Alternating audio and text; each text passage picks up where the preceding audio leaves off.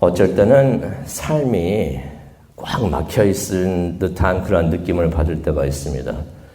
뭔가로 인해서 꽉 막혀 있는 듯한, 영적으로 꽉 막혀 있는 듯한 그런 느낌을 받을 때가 있는데요. 문제가 있는데 해결이 안 되는 것 같습니다. 그럴 때는 무척이나 답답합니다. 절망적이기도 하고요. 그럴 때는 우리에게 영적 돌파가 필요할 줄로 믿습니다. 돌파가 필요해요. 뭐 꽉 막혀 있는 걸 빵 뚫을 수 있는 그런 돌파가 필요한데 그게 영적 돌파가 우리에게 필요한 줄로 믿습니다.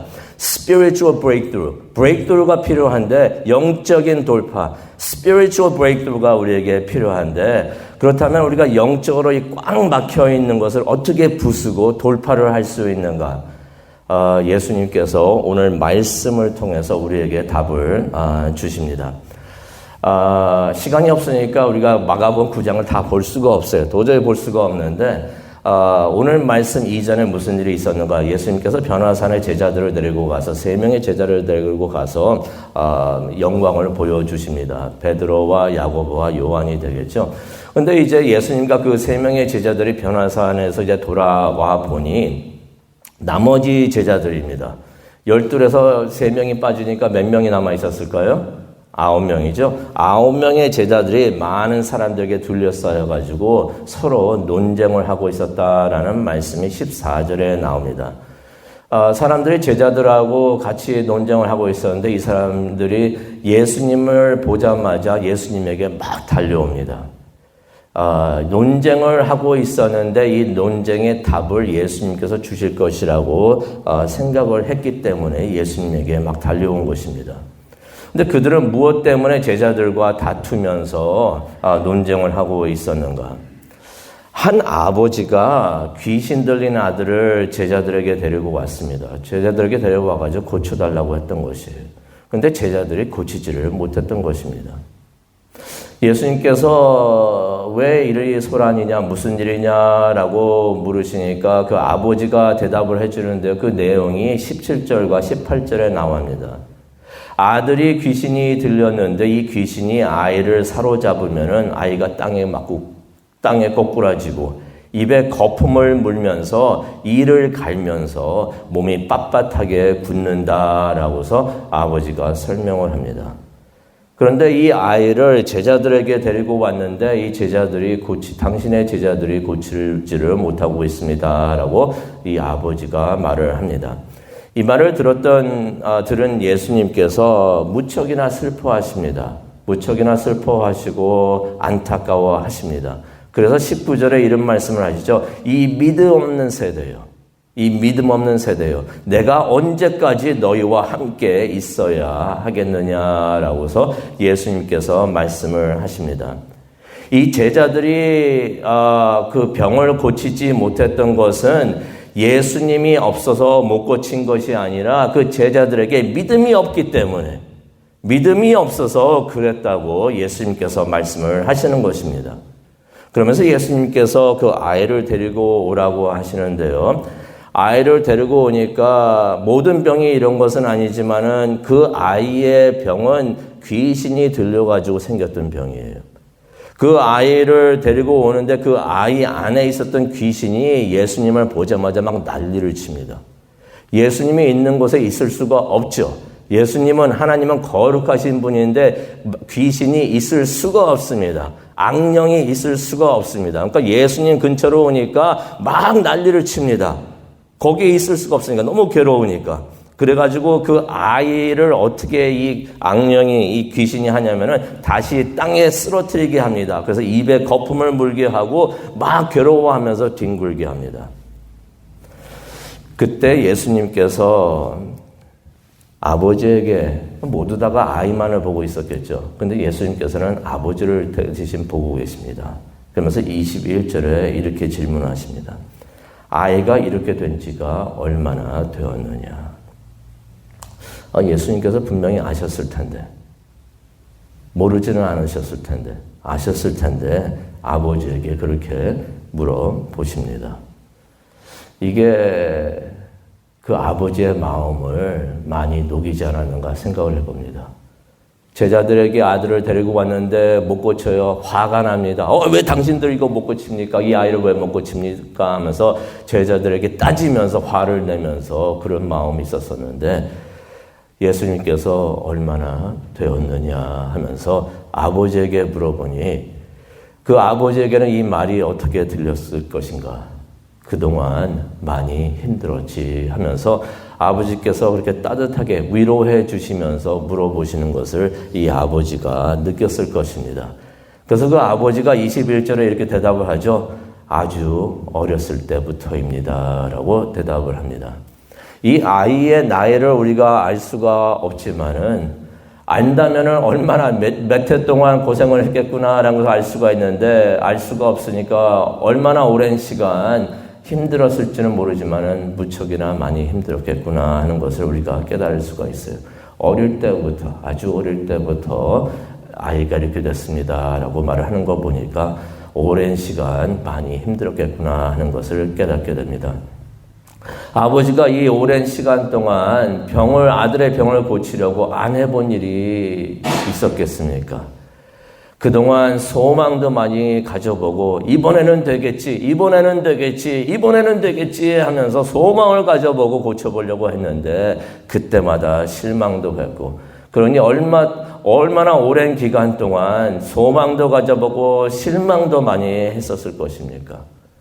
이 아이도 무척이나 힘들었을 것이에요. 사탄이 이 악령이 이 아이에게 계속 있었던 게 아니고 이 악령이 귀신이 와가지고 아이를 사로잡을 때마다 이렇습니다 했으니까 무슨 말입니까? 이 귀신이 나갔다 들어왔다 자꾸 했던 것이에요. 편하게 있었는데 귀신이 들어오니까 사울도 그때마다 괴로워했는데 이 아이도 얼마나 힘들었을 것인가. 그런데 그런 아이를 보는 부모의 마음은 얼마나 괴로웠을 것인가. 마음이 아마 그 아버지의 마음이 새카맣게 다 있었을 것이고 갈기갈기 다 찢어졌을 것입니다.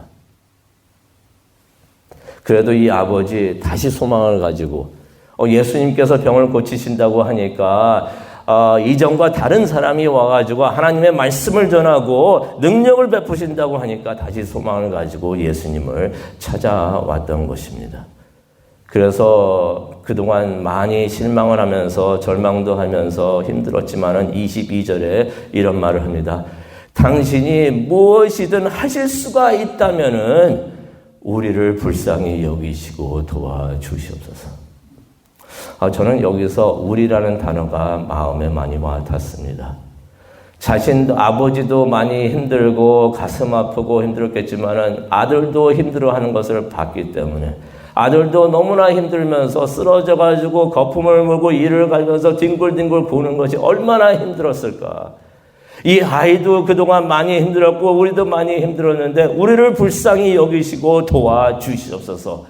하나님 도와주시옵소서. 당신이 하나님이시라면은 하나님의 아들이시라면 그리스도라면은 그래서 할 수가 있다면은 도와주시옵소서라고 기도를 하는 것입니다. 아들을 위하는 아버지의 간절한 기도를 우리가 여기서 볼 수가 있습니다. 그랬더니 예수님께서 뭐라고 말씀을 하십니까? 23절에 말씀을 하시죠. 할 수 있으면이 무슨 말이냐? 믿는 자에게는 모든 일이 가능하다라고 말씀을 하십니다. 믿으십니까? 솔직히 여기에 대해서도 더 믿음에 관해서도 우리가 이번 주일날 말씀을 나누기를 원하는데요. 할 수 있으면이 무슨 말이냐? 믿는 자에게는 모든 일이 가능하다라고서 말씀을 해 주십니다. 희망의 말씀을 주시는 것이에요. 예수님에게 이런 능력이 있느냐 없느냐가 이게 문제가 아니라는 것입니다. 제자들에게 능력이 있느냐 없느냐 이것이 문제였는데 예수님에게는 능력이 있느냐 없느냐가 문제가 아니라는 것입니다. 예수님에게는 그런 능력이 있다는 것입니다. 하나님에게는 그런 능력이 있다는 것입니다. 문제는 무엇이냐? 아버지의 믿음이 문제라는 것이에요. 네가 믿음이 있느냐? 나는 할 수 있는데 너에게 믿음이 있느냐라고서 말씀을 하시는 것입니다. 그러면서 믿으면은 된다라고서 말씀을 하시는 것입니다. 그랬더니 아버지가 말을 하죠. 24절에 말을 합니다. 내가 믿습니다. 하지만은 자신의 믿음이 약한 것을 인정을 합니다. 이게 참 중요한 말씀이 되겠는데요. 믿음이 있고 없고가 아니고 이게 약한 믿음이 있을 수가 있고 강한 믿음이 있을 수가 있는데 또한 그 강하다고 해도 어느 정도 강한가 이게 참 중요할 수가 있는데 자신의 믿음이 약한 것을 느낍니다. 솔직히 24절에 보면 이런 말을 하죠. 내가 믿음이 약한 것을 이렇게 말을 하지 않아요. 내가 믿음이 없는 것을 내가 인정을 합니다. 그러니 나를 도와주시옵소서. 그러면서 기도를 합니다.